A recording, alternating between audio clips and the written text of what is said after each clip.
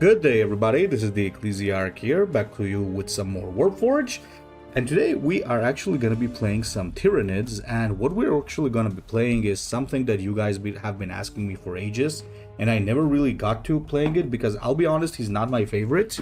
But I am really interested to see how he fares in the current meta, especially considering that I think some nerfs that were aimed at the Swarmlord hit this guy more specifically because he's the one who really prefers to use the stealth assassin method the most. So as you can see, we got mainly a very low curve. That is because you gotta be playing very aggressive with this guy.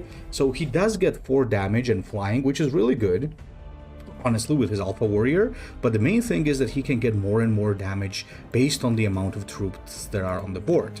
And that's exactly why we have things like Neurogons, Ripper Swarms, like things that you can basically use to spam the board, right? Ripper Swarms are mainly here either to be comboed with a Prime or just to spam the board when you need a surprise amount of damage on the enemy.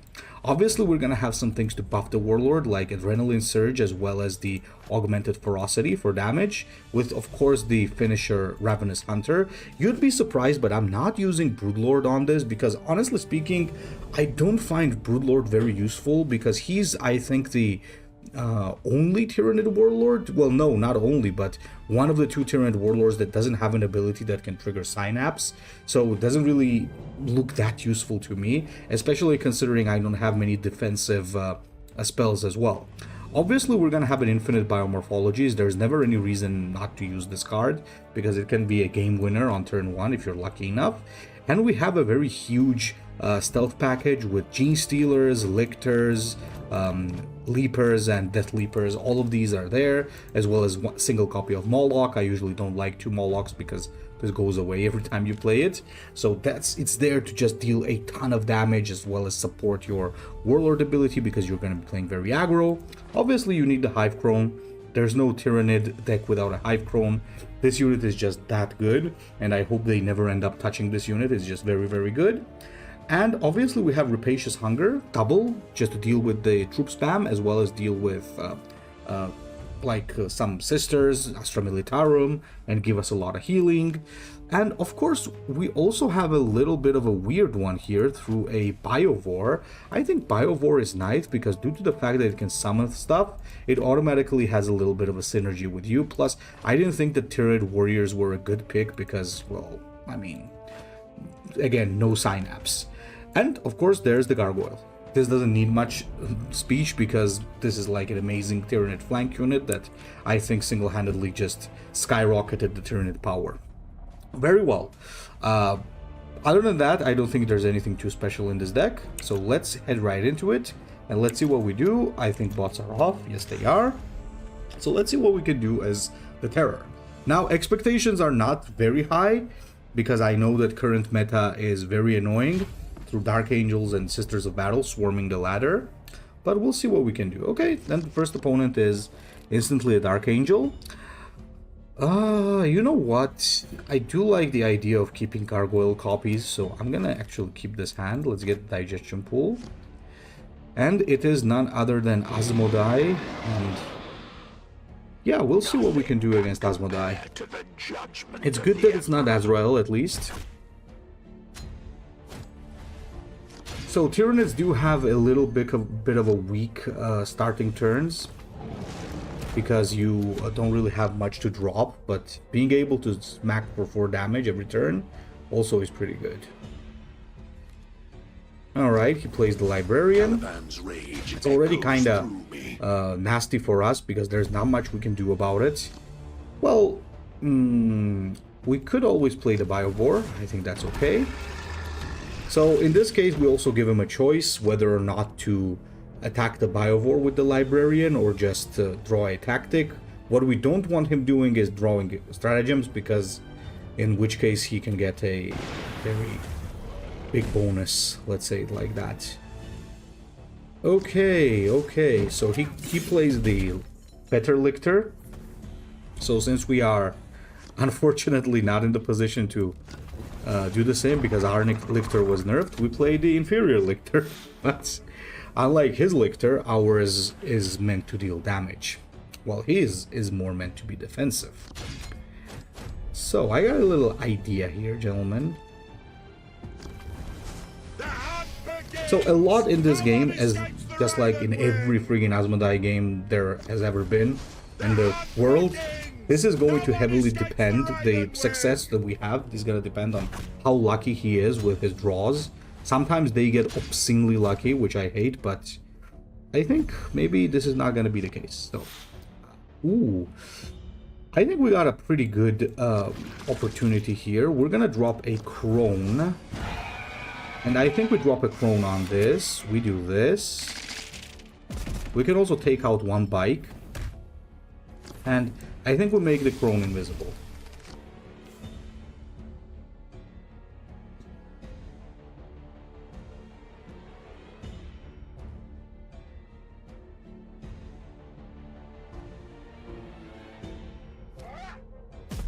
So if he suddenly does get Convoke the Circle on like turn 6 or 7, we're just gonna lose, obviously, but there are chances of that not happening, so I'm gonna take it. Okay, so this is a very nice chance for me to just start dropping some gargoyles, I think, because next turn I can make those gargoyles even bigger. Plus we leave this at 5 HP, which is really good. So again, he's in a very bad situation now, but if he gets lucky enough, he can swing it with a single card. I'm not gonna lie, I do think it's pretty toxic, but like it's pretty toxic that he can swing a situation with a single card. But I do like the secrets because they remind me of the seals from Horus Heresy Legions, which I really had a soft spot for. So. Okay, so we made him use one of his strongest cards, which is really good. But the bad thing about this is that he kinda... Okay, this is what we're gonna do. He is kinda getting an advantage every time the game drags on. But we just whacked him for 7 damage, the Warlord, which is huge. And being able to do that is a big deal. Okay, does he have Zeal in his hand? No, it's just the venerable you-know-who, guys.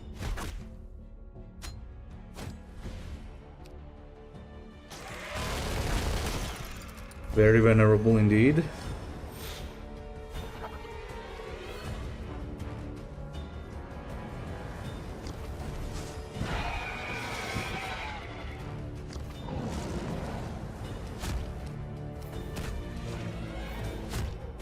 Alright, this is a risky move, but I don't think we have much choice in the matter.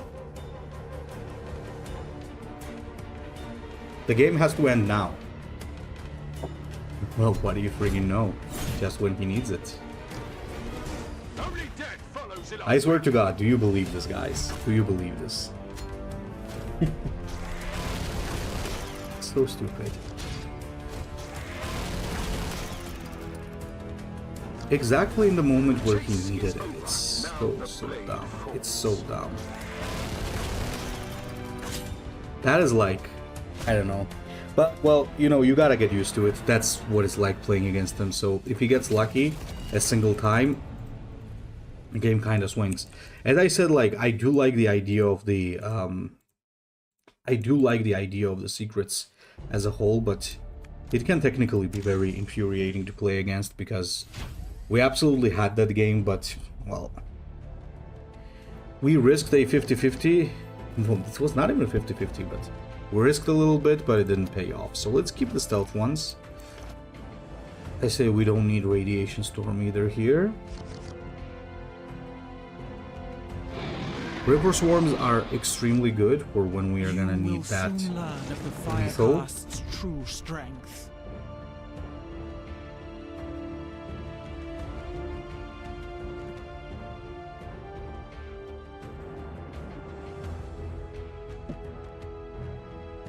Oh, he just passes.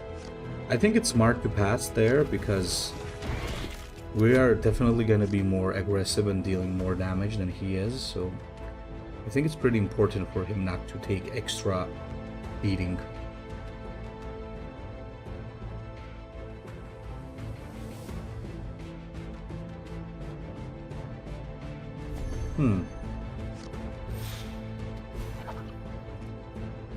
Might be a little too passive.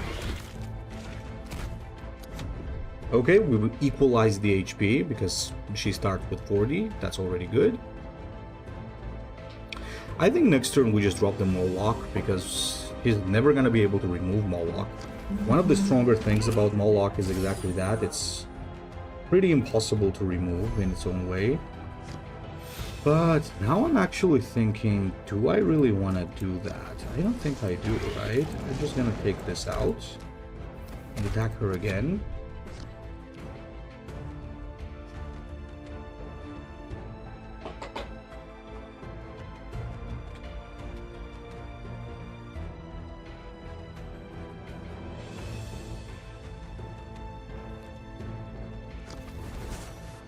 Ooh, broadside. That's not a problem, by the way. Not a problem because technically we have an answer for that, which is this. And we're gonna take it out. And I think it's not a bad idea to drop this as well. Just get a little board control going. Okay.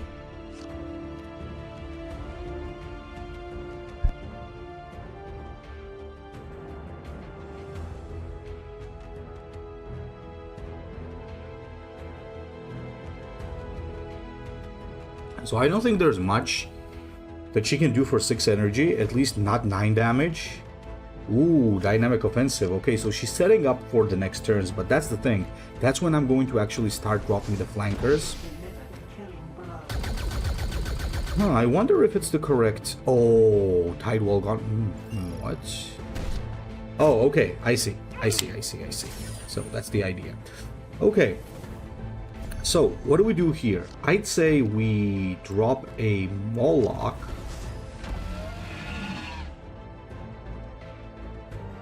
And we could actually just go face, honestly, and it would be pretty good.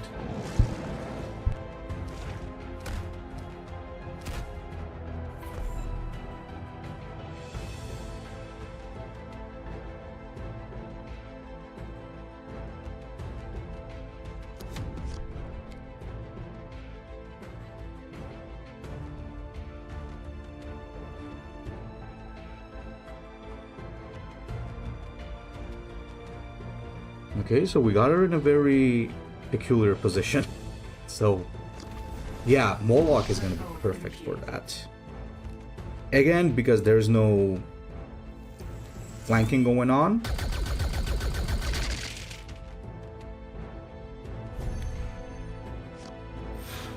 Oh. This is not lethal.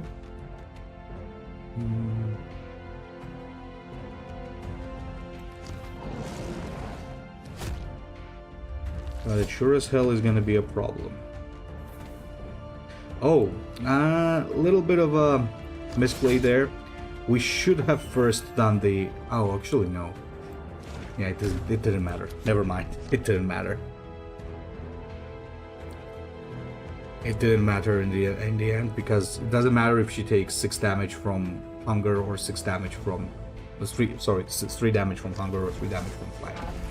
Yeah, game over. So we even have lethal without Ravenous, if you guys haven't noticed, because we can just drop Ripper Swarms and we just get 8 damage out of that. So your reach is actually quite big, even without the oh my, what's wrong with me today? Not Rapacious Hunger, but the Bloodlust, the Ravenous Hunter. Yeah, there you go. So it's not something that you are as dependent on as, for example, Swarmlord or other Tyranid Warlords, basically, because you have a higher lethal reach even without having the Ravenous Hunter. So I think that is one of the big things about the Terror of Vardenghast that makes that kind of makes him an interesting choice. I think that buffing Terror of Vardenghast would not be a great idea because he can easily become overpowered. I think that what they need to do about terror is that I think we could keep this. I think what they need to do about terror, and I think orbital bombardment is genuinely good here. Yeah, I think what they need to do is they need to change the overall Tyranid kit. They need some small buffs. I think they're doing a great thing with Chaos right now. They did a great thing back in the day with Necrons, and I think Tyranids need a similar thing. They need to become less and less dependent on their combo. That combo has been nerfed into the ground like through the years. So I think it's pretty worth doing something interesting for the Tyranids. Okay, alright. What do we do about this? I think we just do this and smack him. We're still gonna outtrade him because 4 damage is just way too much.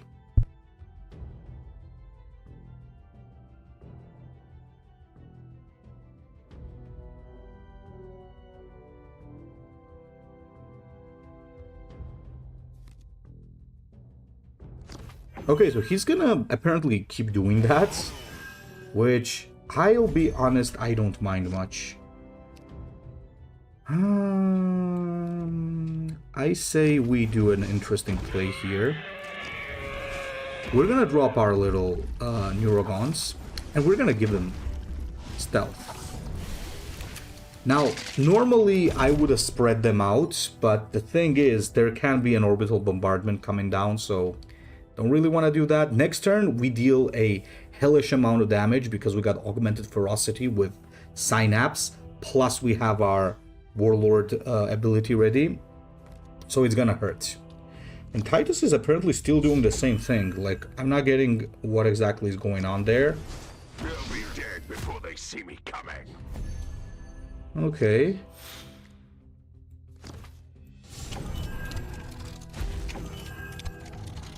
I think this is what we do here. I don't think there's any reason not to do that, especially when there's a bombardment coming down and I have a swarm of Ripper Swarms in my hand, so yeah. I think we can certainly go for that. Okay, so he tries to keep his thing alive, which makes sense. Ooh, Fire Strike turrets, alright. So that means he's playing something for 5. That is the Apothecary. Now, obviously, Apothecary has to go. I cannot leave that unit alive. Otherwise, it's a problem. So what I'm going to do is I'm going to use my Rapacious Hunger, which is once again going to be great because it's going to heal me and it's going to damage him as well. Still no orbital bombardments coming down, which is kind of sad because I'm not dependent on the bombardments, but they're going to be very useful. Your defiance will end under Ultramar's steel. So let's get some Ripper Swarms out. Oh no, wrong. I just did a big oopsie. I forgot that they can also merge, yikes. Ah, should I misplay? Oh, that was such a bad misplay. You should always place them at the right because you don't want them to combine. Didn't think of that for a second.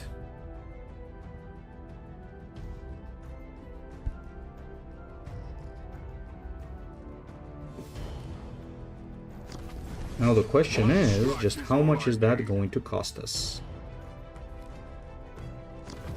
So he starts spamming the board, so if we had a bombardment or another hunger, it's gonna be a pretty solid.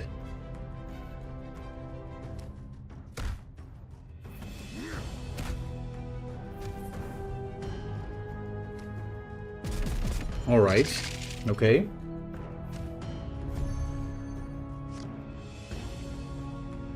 Still no bombardment. Okay, I'll just play a Death Leaper, I guess.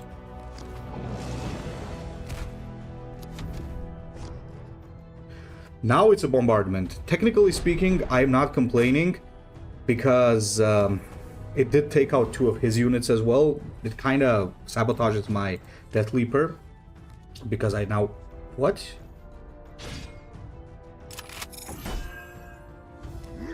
I don't think that's smart. Unless he gets another bombardment out of thin air. Okay. Yeah, I think that was a mistake. I'll be honest.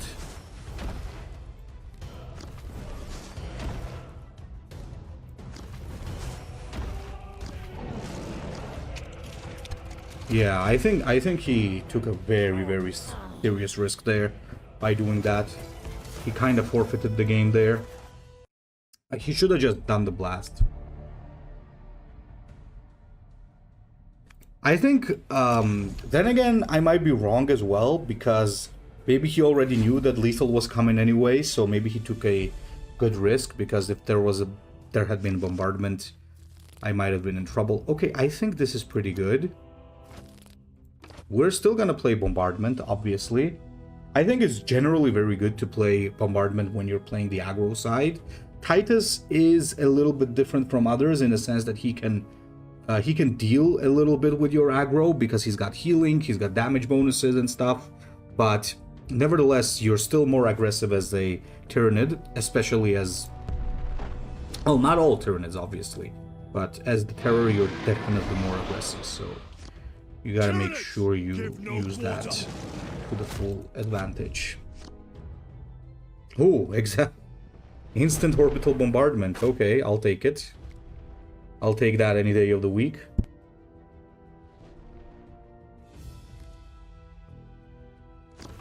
Okay, this time we get an early Biowar,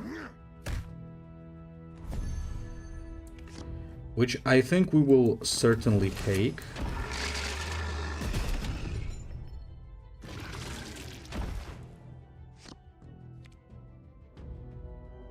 He's probably gonna do a blast there.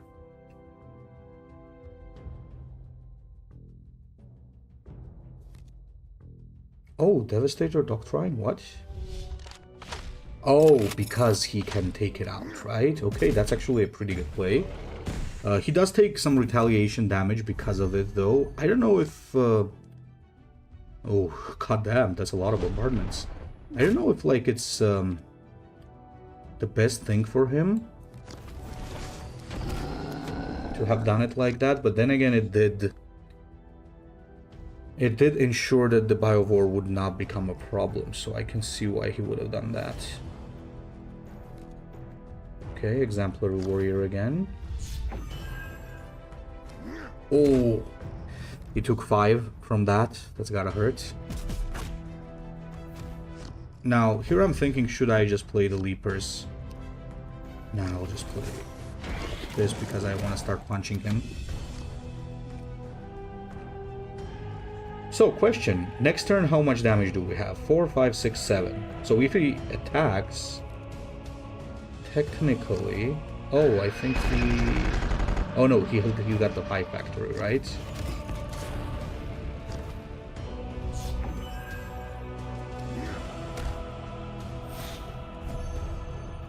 Do I have it?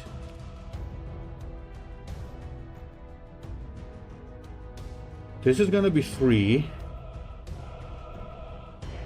Yeah, we don't have it.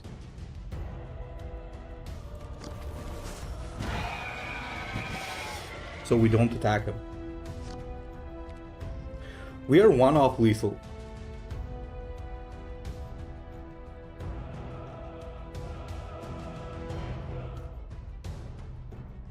Reason I'm playing this is because he has to remove that, which probably doesn't leave him enough energy to heal. And next turn, it's guaranteed to finish. Yep, as I said, there's the Retribution. And obviously now we can just finish him off. We can finish him off in like many different ways, but let's do it in a simple one. Okay, GG.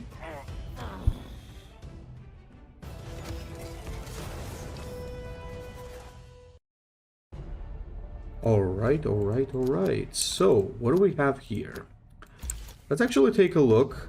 So we did win 3 already. We lost 1 against Asmodai. And honestly speaking, we had a big chance against that Asmodai as well. I just took a risk and, well, he drew a secret. So what can we do? Ooh.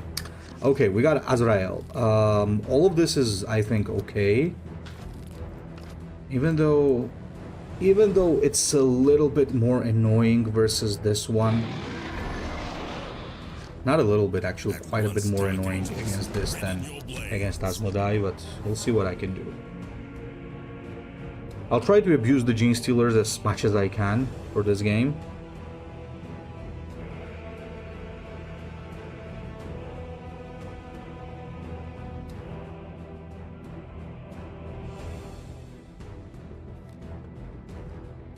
Okay, good to know that he doesn't have the deal 2 damage stratagem, which would have been nasty.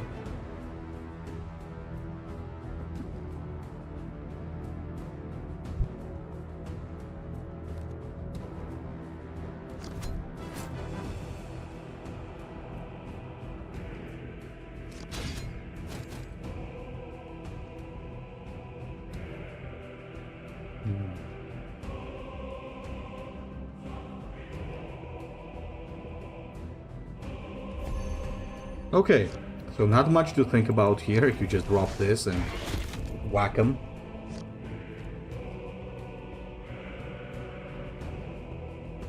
So who's our worst enemy here? You guys know what's our worst enemy here.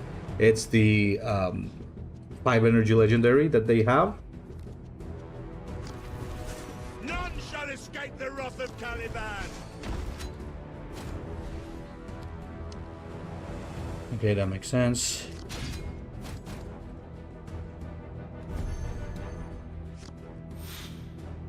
I think we go for this one, because in case he drops a Terminator, I'll need as much damage as I can get.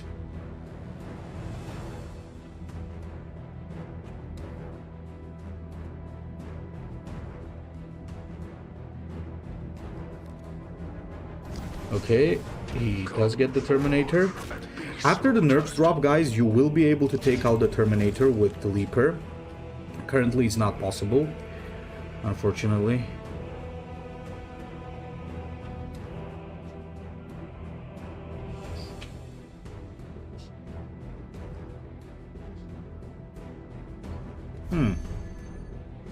So that's how he decides to do it. In that case, I play the Leaper. I just go face. If he has anti-stealth, it's lost anyway, so I'm taking this risk because if he already has anti-stealth in his hand, I automatically lose anyway, so there won't be much point in playing around it. No, it's a Blade Guard bet. Okay. We find redemption. Yes, we can take that.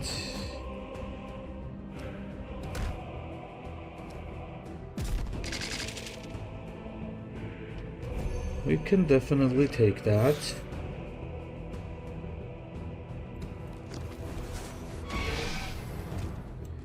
Okay, so we got a pretty good option here. We attack this. We then attack this, and we ensure that Azrael is the one who's being stunned. And most probably he got a Strike Master for this turn that he's gonna drop. And we're just gonna unload on the Warlord.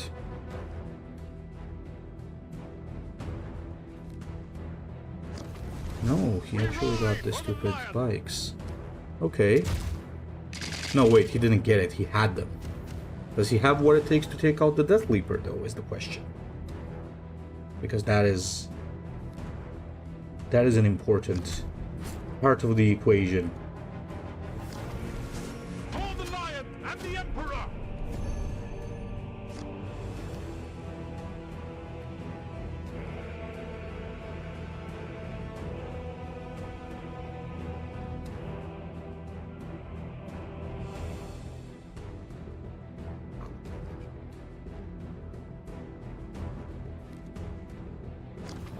I think there's not gonna be a better moment for this.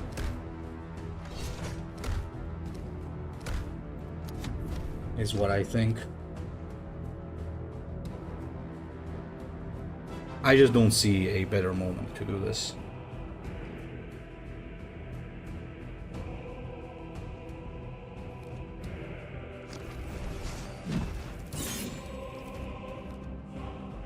Okay, GG. Caliban's rage echoes through me. Game over. And that's how we got an Azrael, boys. That's how we got an Azrael. Now, let me not mess this up.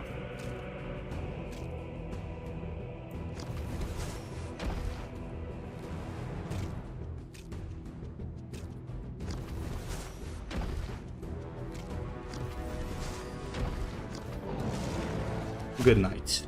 GG.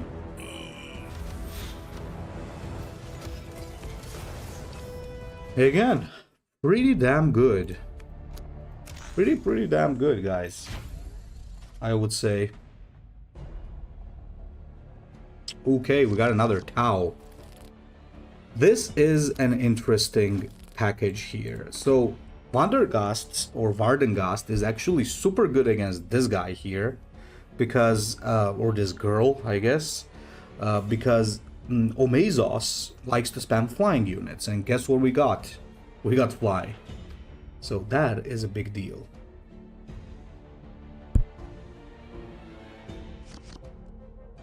Cappy Lee. Sounds familiar, but I'm not sure. Talks have failed.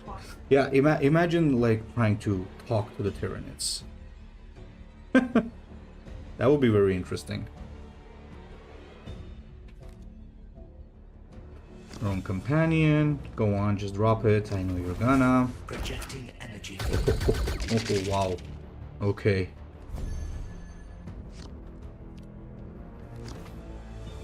And we're certainly going for armor. Because armor and HP, I think, are the best augments. Armor, HP, and stealth.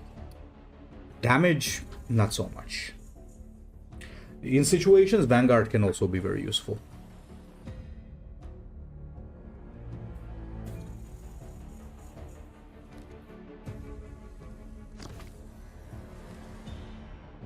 Okay, keep it up, keep it up. Wow, okay. Didn't expect him to do that.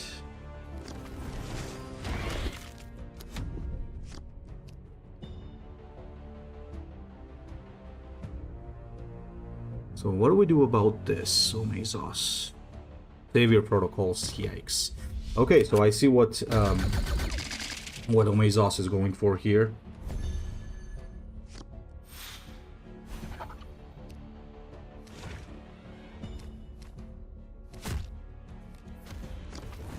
But this is how we're gonna do it.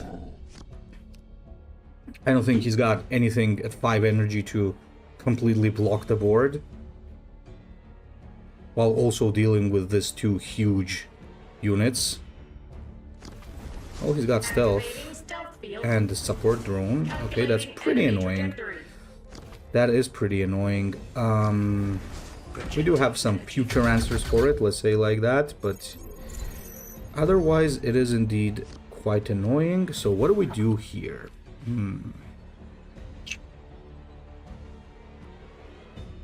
My question is, what is the best play here?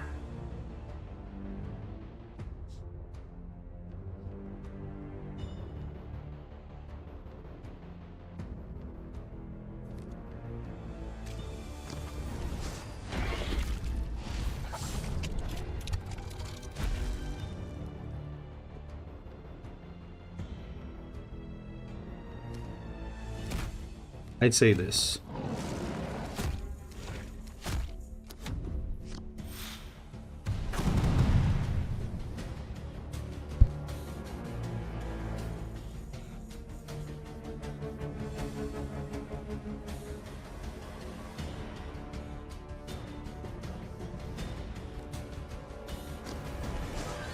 Strider, scary as hell.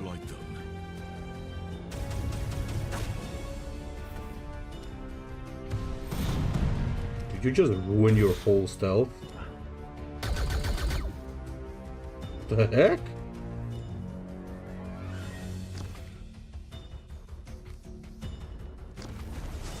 Projecting energy field.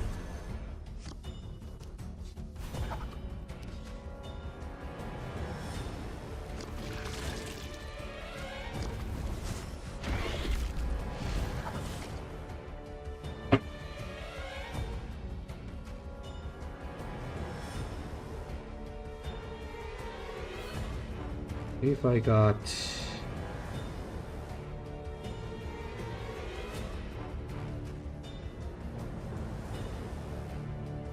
Still not lethal though.